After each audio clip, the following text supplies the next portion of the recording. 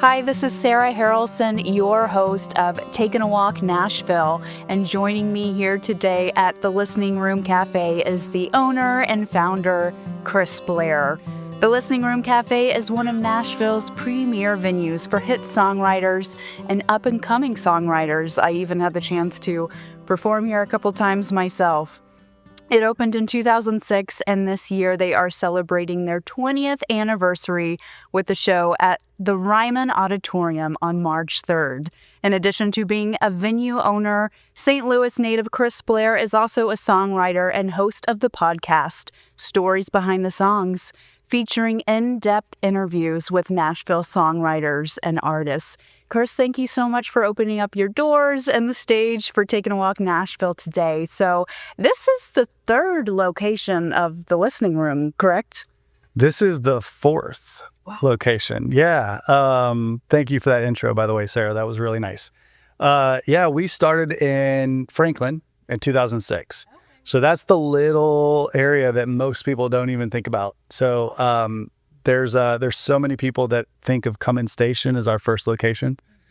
But started in Franklin, moved it to Cummins Station in 2008, then to 2nd Avenue in 2012, and then to this location in 2017. Yeah, and it's progressively gotten bigger with each location. So when you opened the Listening Room in 2006, were there any other venues you noticed doing the same kind of write-around format besides the Bluebird Cafe? Yeah, I mean, a little bit. Obviously, the Bluebird was the one that everybody knows and kind of what I had looked at when we were doing this. But there's other smaller places. Douglas Corner was on 8th Avenue at the time, and they would do writers rounds every now and then. Commodore, that's still around. Little places like that. But with the great hit songwriters, the Bluebird was pretty much it. Absolutely. And what led you to working in the restaurant industry in Missouri to wanting to come here to Nashville to pursue music and open up a music venue? An alarm clock. My dad saying, you got to get up at 3:30 in the morning and go to work with me. So I grew up around entrepreneurship. My grandpa owned his own business in real estate. My dad owned 4 restaurants when I was growing up. And I always like to joke, there's no labor laws when you're the owner's kid. So I would get up on the weekends and literally at 3:30 in the morning and drive to work with my dad. And as soon as I was old enough to stand on milk crates in the kitchen, I was washing dishes. And then I was slicing bread and slicing deli meat and just kind of moved my way up. So it all kind of started with that. And the restaurant industry, like you said, it's brutal hours. So you're definitely incorporating both the restaurant and the music industry together here. Were you just interested in coming to Nashville to pursue your own music at the time? I was, yeah. I moved here in 2003. I've been in music my entire life. I started singing. My mom's got, old tapes of me singing on pitch to songs when I was like 3. Started taking piano lessons when I was 4. And I mean, it's a part of my DNA. I don't remember any memories without music as a part of my life. Started putting out my own songs, started writing a little bit back then, but mostly just getting songs from other people. I didn't really fully understand what songwriting was. Mm-hmm. And I got an offer to move to Nashville from Doug Howard, who's the Dean of Music over at Belmont now, but at the time he was running A&R for a label here in town, and said, move to town and we'll work together. So that's what ultimately brought me here. And then, through multiple steps that led to more songwriting and this passion of just sharing the stories behind the songs, and then the idea to do something like the Listening Room. Yeah, and it's expanded so much in the last 20 years, and so many artists and songwriters have taken the stage at the Listening Room, and you're celebrating your 20th anniversary show this year, as I mentioned, at the Ryman Auditorium on March 3rd. You have a great lineup that includes Hardy, Jody Messina, Mitchell Tenpenny, and many more hit songwriters and artists. Will this concert at the Ryman, is it going to be in the round style, like the Listening Room format, or is it more full band with the artists? No full bands. Okay. We may have a couple surprises, but mostly in the round type style. The names that you mentioned, those are all great friends that as soon as I reached out was an immediate, yes, we'd love to be a part of it, along with several other artists that we haven't even announced yet. We're going to have some special guests that we won't announce until they walk on stage. Nice. Great hit songwriters. You're hearing it first. I just got confirmation from Ashley Gorley yesterday. So absolute monster songwriter that was trying to figure out his schedule. So he will be there, and Matt Jenkins and JT Harding and Phil Barton, and it's going to be amazing. So just kind of a little bit of mix of some artists who got their start here on this stage, as well as the best songwriters in the world. Yeah, that's going to be a great event. People don't want to miss it. Can people purchase tickets on the Listening Room Cafe site for this event? Yeah, if you go to our website, there is a link that will take you to the Ryman's website. But you can also go directly to the Ryman's website and just go to the March shows. We're the first one on there, I think, and we still have a few tickets left. It's almost sold out. Wow, that's amazing. Yeah, and if it does get sold out, people who are coming in town can still check out shows right here at the Listening Room Cafe too.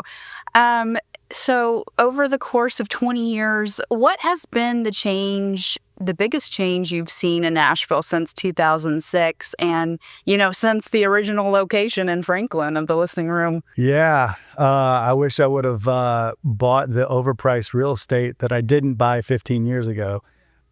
I've heard both sides of the fence on this, that Nashville's grown so much that we're losing a bit of history. And I agree with that. I remember walking down Music Row when I first moved here. It was just publisher after publisher after, Studio B and just all of these great things, and to watch everything go vertical. And that's been a big change, and it's pushed a lot of small businesses out because they can't afford it. But at the same time, Nashville is for several years now been kind of the it city, and it's for the economy here. And I think what we're able to provide for all of the tourists that are coming in, that's what I've seen change the most. And I think it's just I think we have to embrace it and be proud of a city that's growing. Maybe still work on the parking or the driving situation. But, I think from everything that I see, it's not slowing down. And, we're working on some things behind the scenes of, how we can sustain the growth and be here for another 20 years. Yeah. But, I think it's good. Yeah, I think it's all good change too. Do you have a favorite or most memorable Listening Room show you've experienced?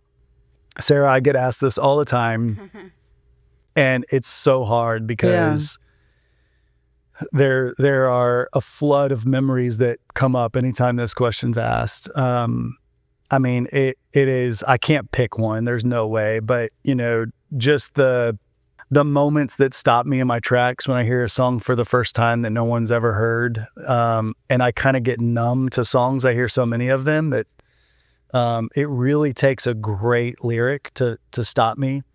So those are amazing moments when I hear something that's like, man, that is so good. And then, months later, it's a number one hit and it's been released. Full circle moments, from back when I still was an artist and I was touring, doing a lot of cover songs, even back in the day, and looking at songs that I used to sing with my band, I don't know, Amazed, by Lone Star, and then becoming very good friends with guys like Richard McDonald and Dean Sams and getting to know those guys. I used to tour on the road with Andy Griggs. He and I had music out at the same time, and really getting to know those guys like as friends. Those are amazing moments. And then, like the people that are playing the Ryman, just watching Michael, like before he was known just as Hardy, watching him and Morgan Wallen play songs here, when they were just trying to pay rent, Tenpenny, there's just, Garth Brooks is the reason that I got into music in the first place, as far as country music goes. Mm-hmm. And, those moments where having Garth on this stage that we're sitting on right now, and watching him play for, I don't know, an hour and a half straight. And I don't think he finished one song because it was just like this melodic mash of all of his hits and going into other songs that he loves and all. I mean, there's just literally so many moments. I have to pinch myself even when you were doing that intro. It's hard to believe that we've been doing this for 20 years, and it's awesome. Yeah, it's amazing to see where songwriters have gone with their journey with the listening room too, like you said, especially, even just coming for shows at the listening room at Tin Pan South, seeing a songwriter who maybe just got signed play a song that's never been released before, and 2 months later you hear it on Cody Johnson's album or someone's album. I think that's what's so special about this format, and hearing songwriters share their stories behind the songs. You're also involved in a lot of philanthropic causes, such as the Listening Room Sound Good, Do Good program, and it gives back to the community by donating a portion of ticket sales to locally based charities. So when people buy a ticket to the Listening Room, who are they supporting? We work with a lot of nonprofits. So we are actually booked up for the entire year of 2026, and we have a waiting list, and then starting to look at 27 already. This started back in the year of the flood. This is early days where I was bartending, running sound, booking the talent, everything. Mm-hmm. And we were struggling pretty bad. And a couple songwriting friends put together a show that later I found out was a benefit for us. And it just happened to be right after the Nashville flood. Mm-hmm. So we're doing all of this hype, trying to talk up the show, and then it happened, and in the aftermath of that, decided that we should give a small portion of the proceeds back to a nonprofit. So I teamed up with Hands on Nashville. Mm-hmm. And something hit me during that show where it was just like, you know what, like this isn't right. It just didn't feel right. I looked at us as like, we're a venue, we're a bar, we're a restaurant, entertainment, and people have lost their homes, their clothes. Some of them have lost family members. The Nashville flood was terrible. Yeah.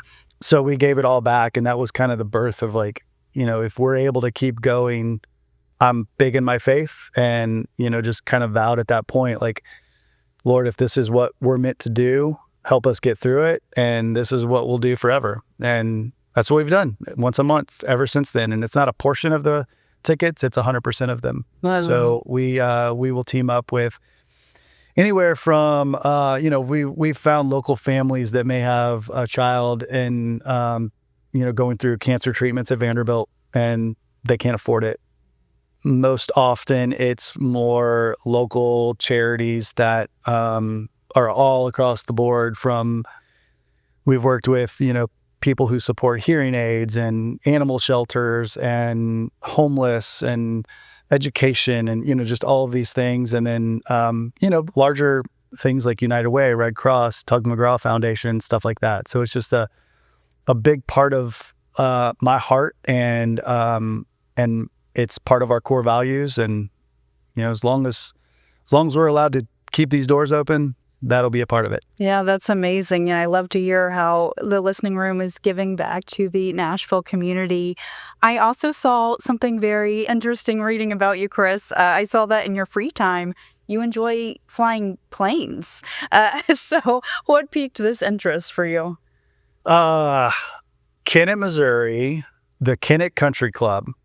My grandparents were not members of the country club. They couldn't afford that. But we would get passes to be able to go in there. And I had a great uncle who was an incredible golfer. He took me golfing when I think I was like maybe 9, 10 years old, something like that. And it was right beside this small airfield that was full of just crop dusters. Kennett, Missouri is a big cotton town, and I was not into golf whatsoever. I hated being out there. And I think about hole 3 or 4, he realized I was watching these guys take off in their planes. And of course, this was years ago before any kind of security. And he also was one that just wasn't afraid to ask anything. And we left the golf course. My uncle drove right past the restricted area sign and drove right into the airport, up to a hangar, found a guy outside working on a plane and said, hey, is this your plane? Can you take him up?